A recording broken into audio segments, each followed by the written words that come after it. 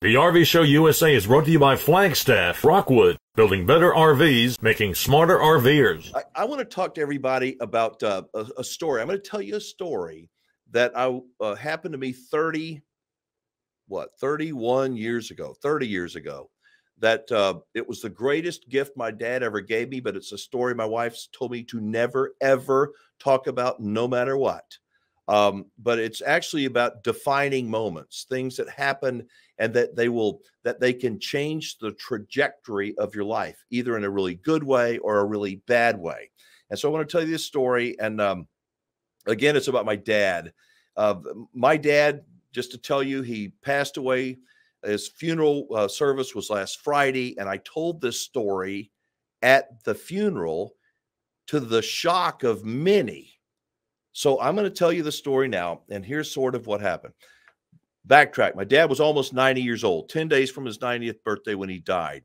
He loved the outdoors, camping and fishing and hunting, but he was a hard ass. My dad was he never told me he loved me, never told me he was proud of me. He never watched my TV fishing show. He never asked about my TV fishing and hunting show. In 8 years, he never came to Big Chief. Never. We had a hunting ranch for more than a dozen years in the hill country. Beautiful. God, I love that place. Worked so hard on it. He came one time to the hunting ranch. Never, ever, ever came to Big Chief. Never even asked about it. He was a hard ass. He was cold as could be. And maybe that's one reason I work the way that I do in my life, because it was like I was carrying around my youth. Nothing was good enough for him. Nothing. And so it was like I was carrying around this backpack of this heavy thing, waiting for my dad to go, "Hey, I love you," or "I'm proud of you." You know, he'd occasionally go, "Love you," click on the phone. It's like it was a bad word. I never felt it. So I was carrying around this backpack, this heavy burden. And the nicest my dad ever was when we were camping. He was actually pretty normal. And not very warm, but warmer than when he wasn't camping or hunting or fishing. So maybe that's the reason why I love the outdoors so much. So I started a TV fishing show around my mom and dad got a divorce when I was in my 20s. He remarried, started a new family. So I've got a half sister and a half brother. And I call this story Blake and the Mountain. And my dad was living in Washington State. I was going to go on a hunting trip up in Wyoming, and it was kind of Texas, Washington, Wyoming was sort of kind of halfway. So I invited my dad to come on this hunting trip with me. And it was a wilderness hunt. It was in a beautiful area, no roads, no trucks, no animals either, but it was my dad and me. And it was a gorgeous, gorgeous setting. It was in the Wind River mountain range. And so we're up there on this hunt. Again, my dad's never told me he loved me, but you know how when sometimes you're with somebody, you're going, I know what's getting ready to happen. You just know it. My dad and I or with the Wrangler, which is the hunting guide, the three of us were riding our horses up the steep mountainside. It's the most beautiful, like in a commercial, in a movie, like the show Yellowstone. Snow's falling, big flakes of snow, and we got off our horses on the steep side of a mountain, and the Wrangler ties up the horses down below, and Dad and I are sitting there on the side of the mountain. And he was going to tell me.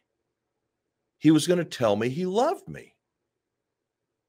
I don't know how I knew, but I just knew. I'm like, oh my God, he's going to say it. And so we're sitting right next to each other, really not just talk about nothing, but I just knew that this was coming. And then he said, son, I want to tell you something.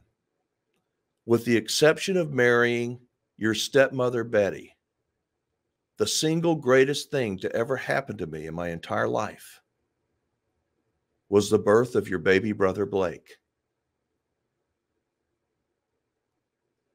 I'm thinking, that's not what I thought he was going to say. He said, God blessed me with a new family, and whatever you do in a career and your endeavors, I wish you the very best of luck, but I'm giving everything I have to my new family. And I didn't want anything except his love. I wanted to get that friggin' backpack off of me. And I was shocked. And then I realized, you know what? I don't have to carry this friggin' backpack anymore. It's not coming. He's not going to take it away from me. He's not going to tell me he loves me. He's not going to tell me he's proud of me. And I'm okay with that. And I was. I have no safety net. He died. I didn't get a photograph from him. And that's okay. I don't want anything. I'm at the age of my life, at the time I want to get rid of stuff. I don't want stuff. And I came home and I was on fire. I was so motivated, so inspired, so light. I took my backpack of rocks off. They've been carrying my entire life.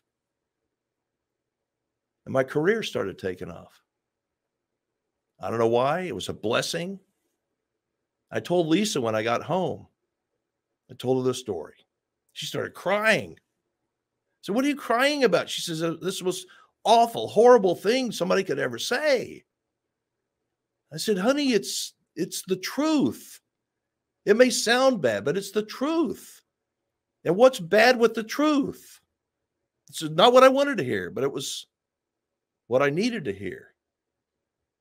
And so I think the moral of the story is that was a defining moment for me. It was not what I expected. It was not what I hoped for, but it was a good thing. And I viewed it right then as a good thing.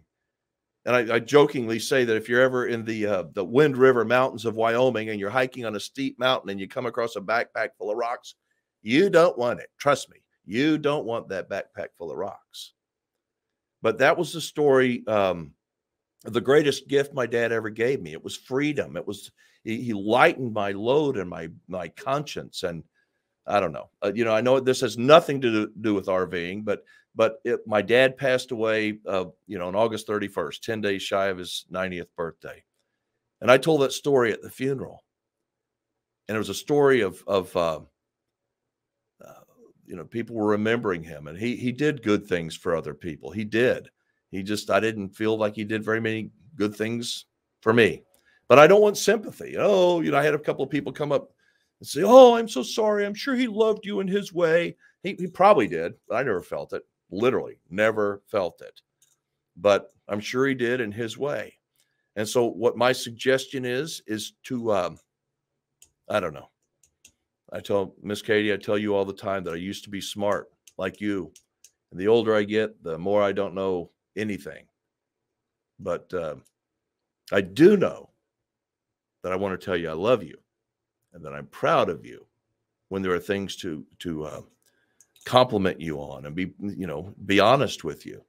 And I think that the big takeaway for me is be honest, tell the truth, even if it hurts, try to be kind to other people, and take things that are defining moments and they will define you.